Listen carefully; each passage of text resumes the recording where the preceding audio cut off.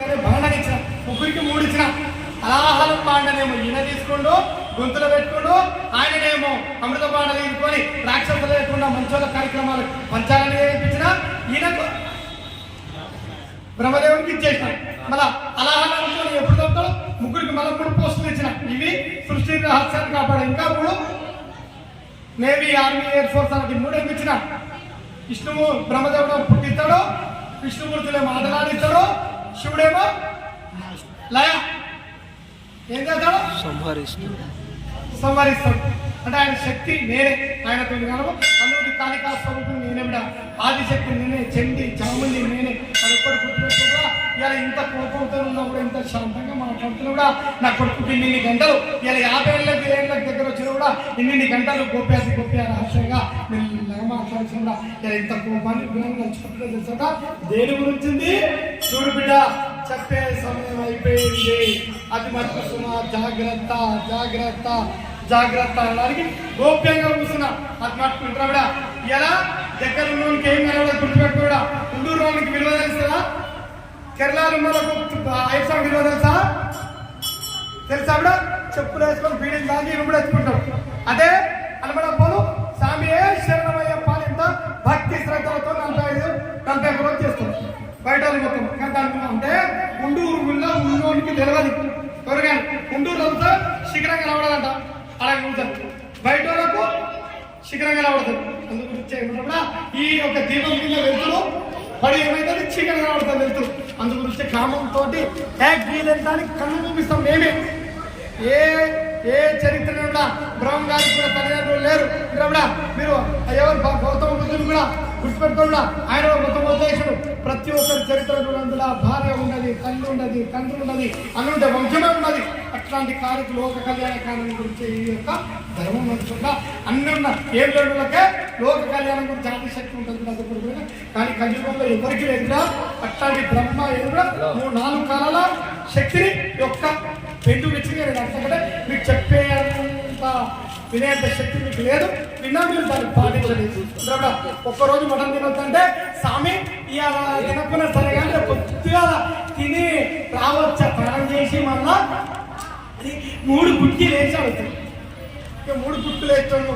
నేను ఏంటగా మాట్లాడాలి ఉండగా ఇక శిష్యులను తయారు చేసినైతే శిష్యులే శిష్యులు, గొప్ప శిష్యులు. ఇక నేను ఎక్కడ చెప్పాను అందరికీ చెప్పేది నా ధర్మం వినకుంటే నీ కర్మం.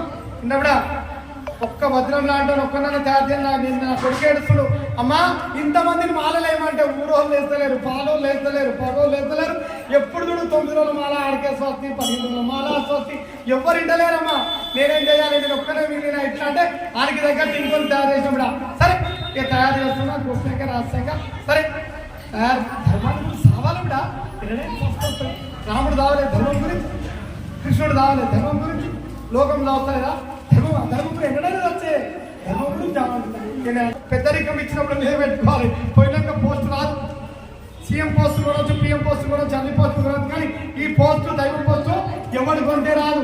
దొరలు దోచలేరు, దొంగలు ఎత్తుకపోరు, రాత్రి పగలు వచ్చి పంచుకోలేదు. అట్లాంటి ఒక జ్ఞానస్వరూపిణి పీఠం ఇది. శారదా పీఠం, ఆదిశంకరాలు శారదా పీఠం ఇది, శక్తి పీఠం.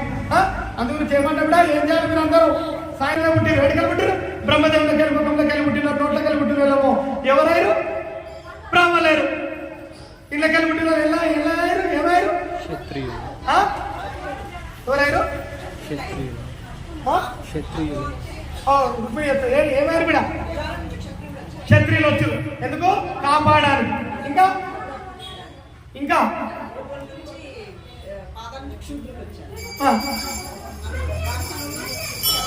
వైశ్యులు నలుగురుగా విభజించి ఒక తల్లి పిల్లలుగా సరే ఏమంటా అందరూ కలిసి కట్టుకుంటారని చెప్పిన ఈడాడినారు.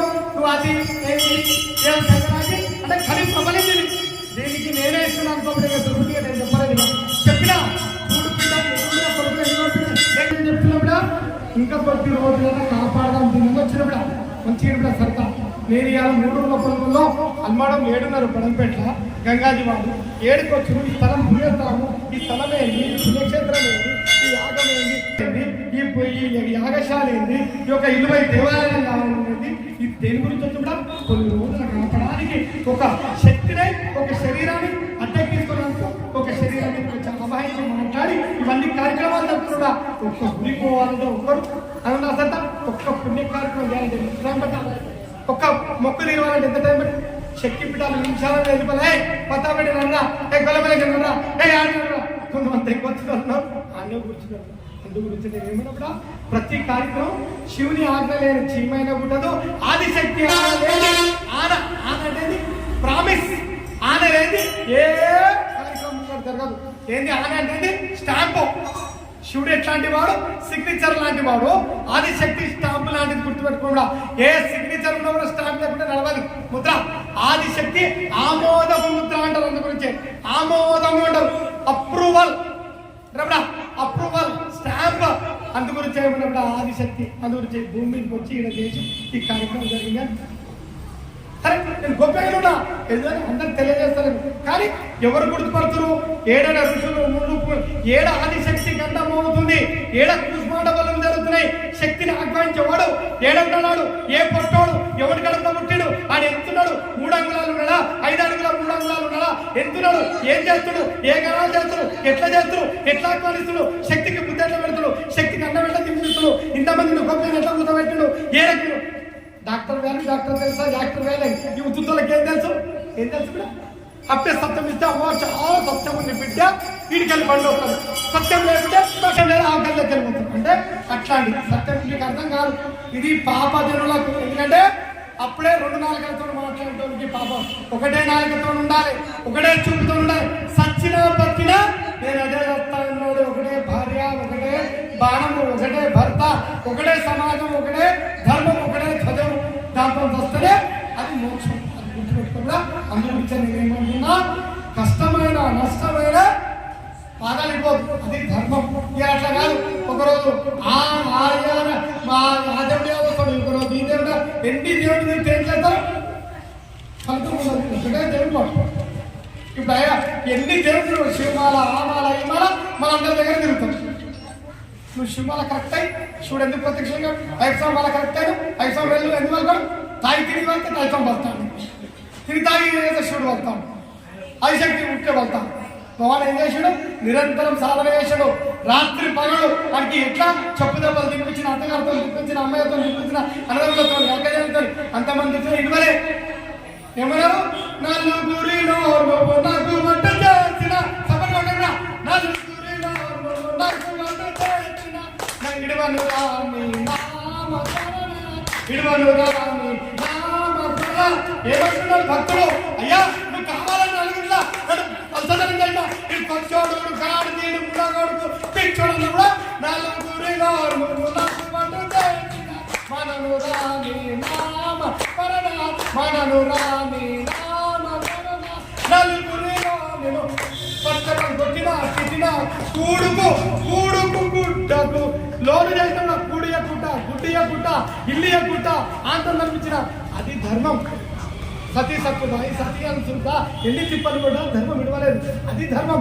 భగవంతుడు పరిచయం అప్పుడు పిహెచ్డి చదివేది దానికంటే పెద్దది ఉందా? ఇంకా అక్కడ గుర్తుపెట్టుకుంటా పరలోకం నుండి కూడా సాక్షాత్ దివి నుండి భూమికి దిగుతున్నా ఏడికెళ్ళి అది ఒక్కడు గుర్తుపెట్టుకోడా. రుక్మిణి మంచిగా ఇవ్వడను ఏడికెళ్ళి దిగుతున్నాడో మణిదీపంలోకి శాస్త్రంగా దిగుతున్నాం. అదొక్కడు గుర్తుపెట్టుకుండా నేను ఇట్లా ఎల్లమ్మ మల్లమ్మ పోషమ్మ లేకుండా అంతా నేనే శివశక్తి స్వరూపిణి. గ్రామాలలో పురుమర్లలో చెట్టు పుట్టల దైవానికి కొనువాలని ప్రతి ఒక్క దాంట్లో మైసమ్మ పోషమని నిలబడి నారాయణప్ప నిలబడ్డా అమ్మవారు రూపంలో ఆదిశక్తిని. కానీ నేను శాస్త్రంగా వస్తా కూడా ఏ శక్తి పీఠాల్లో అయినా కూడా నేను చెప్పున అంటే పతాబడి ఒకరికి చెప్పి నాన్న కొడుకుపోయి పెద్దరికం బేడ 2 లైన్ల వైన పడతాడు. ఇప్పుడు 2 ఉంటే విఐపి పాస్ చూపిస్తాం. ఐఎమ్ సో ఇలా సోలేదు సోకలేదు. ఇది అయితే పిలిస్తే అమ్మవారన్న విలువాలి, లేకపోతే సూర్యనారాయణ విలువాలి. ఇది పెద్దరికం చెప్పే ఈ ఐడి కార్డు పీడి కార్డు ఏ కాలేదు. దైవాన్ని కోరాలి. అమ్మా నేను వచ్చిన తల్లి నీ పాద దర్శనానికి నీ యొక్క భాగ్యాన్ని నా యొక్క ఈ 2 కళ్ళతోని ఈ యొక్క తనువుతోని నేను చూడాలని వచ్చిన తల్లి అని కోరుకుంటే కంపల్సరీ దర్శనం దొరుకుతుంది. అది గుర్తుపెట్టుకుందా? శుభం శుభం శుభం. మీ కర్మ మీరు మురుస్తున్నా, నేనే లేతున్నా, ఆదిశక్తి లేస్తుందా? ఒక్కనాడు ఒక్క అడుగు పెట్టిందంటే పతాపంతలు అయిపోతుందా?